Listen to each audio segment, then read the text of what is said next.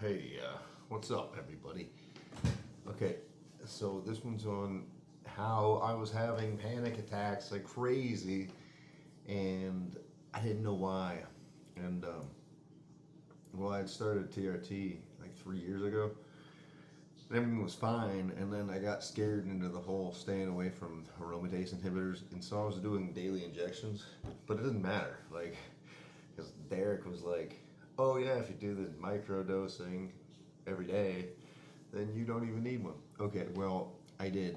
And I didn't, I was like, man, so then I started having panic attack. I could not think at all. I mean, I was having panic attacks like crazy. I couldn't have any type of caffeine at all. If I had like 16 milligrams of caffeine, I would have a panic attack. And so I was super tired all the time. I couldn't control my appetite. Like I just wanted to eat everything all the time. I felt like I was dying. It was the worst. And so that was a serious problem. And I'm like, man, and then I freaking finally was like, all right, well, I'm about to do a cycle. So I had to get my blood work done. And my estrogen's way freaking high. And so then I was like, got it in range. And then I've been dealing with this reactive hypoglycemia thing. So it's been in range now for like a few months. And freaking, guess what? The reactive hypoglycemia is starting to go away. And the freaking, like, it's still there, but it's getting better. And the freaking panic attacks are completely gone. So what I'm trying to say is that, like, okay, estrogen, it can create excitabilities within the neurons in the brain, and so that can cause panic attacks and stuff. Also, then I did research on the reactive hypoglycemia thing, and it said that it can cause oversecretion of insulin, estrogen can, or increase insulin sensitivity. And so, and it can mess with other hormones like cortisol and a couple other different hormones and stuff. So then you just have this dysregulation going on. So, man, I don't know. And so I'm just making this video because if people are having panic attacks and stuff, they start TRT and having panic attacks and they don't know why, and then they're all jacked up, all tired, all bloated, all this other stuff, and it's like, man, you have to freaking take an aromatase inhibitor. If you're taking even a regular dose, because it'll be like, oh yeah, you're at 800 nanograms per deciliter or something. It's like, dude, that is still like probably twice the amount, because it's like when they get your thing tested, you get it in the morning, that'll be like, oh yeah, your highest testosterone for the day, and then it just pulsates, but it goes down, and down.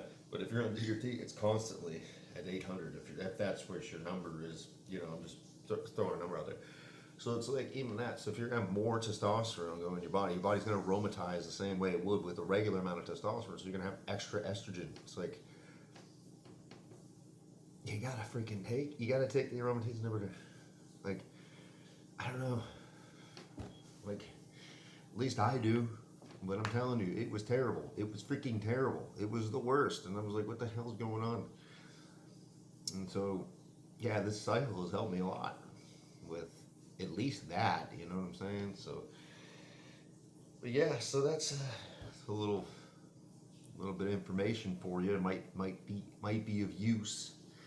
You might, if you're dealing with it, because it's bad. If you have like constant panic attacks all the time, and you just feel like something's wrong all the time, feel like you're about to die all the time, it's like, yeah, that's no way to live.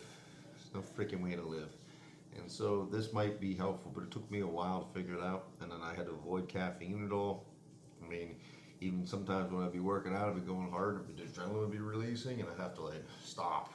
Like, I couldn't push myself as hard as I could, especially with like squats or something. But maybe this video helps somebody. But hopefully it does, because I'm telling you, if I would have come across a video like this when it was happening, because I didn't know, I'm like, what the hell is going on? I really thought my whole body was failing or something, like, and I mean, but maybe it doesn't affect everybody like that. But I don't know, I've been through a lot of like serious life and death type trauma and stuff, and maybe it's just a PTSD type thing, and then the extra estrogen is causing the excitability. I don't know what it is, but this is just my anecdotal experience, and I'm just freaking putting that out there for somebody, because who knows? Who knows? But yeah, that's about it. So hopefully this helps somebody.